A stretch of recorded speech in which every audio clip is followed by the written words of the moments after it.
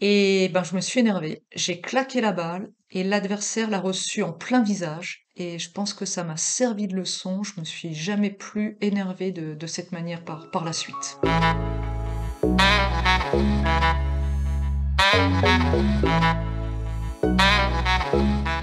Bonjour, je m'appelle Carole Sève. Alors, je suis actuellement vice-présidente de la fédération en charge du pôle développement et j'ai essentiellement un rôle de coordination et d'animation. L'enjeu, c'est de déterminer les objectifs prioritaires concernant le développement du tennis de table et après de déterminer les stratégies, les actions qui permettent d'atteindre ces objectifs.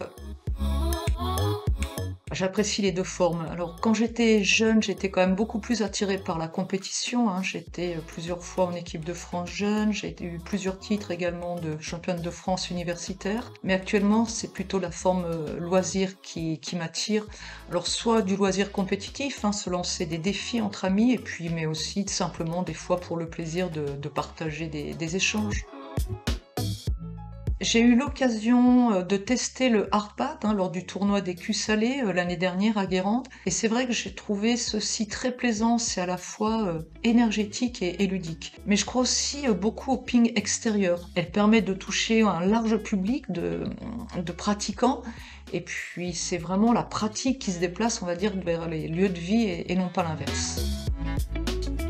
Alors je n'ai jamais essayé d'en créer un. Par contre, je suis impressionnée par ceux que j'ai pu voir sur les réseaux sociaux. Et je trouve que c'est une forme de pratique qui stimule la créativité et qui peut donner envie de se lancer de nouveaux types de défis avec une balle et une raquette. Alors, je n'ai pas vraiment d'avis sur la question. Alors pourquoi pas? Ça peut être l'occasion aussi de créer des événements pongistes un peu originaux, qui sortent de l'ordinaire, qui soient sur une forme de convivialité différente. C'est assez bluffant comme pratique. Je pensais pas que ça pouvait être aussi attractif et voire addictif. Et l'intérêt, c'est que dans la forme de jeu là du ping VR, c'est qu'il y a un réel engagement physique dans la pratique et on se projette vraiment dans le jeu. Balle orange. Je trouve que c'est beaucoup plus attractif que la balle blanche et ça fait plus fun.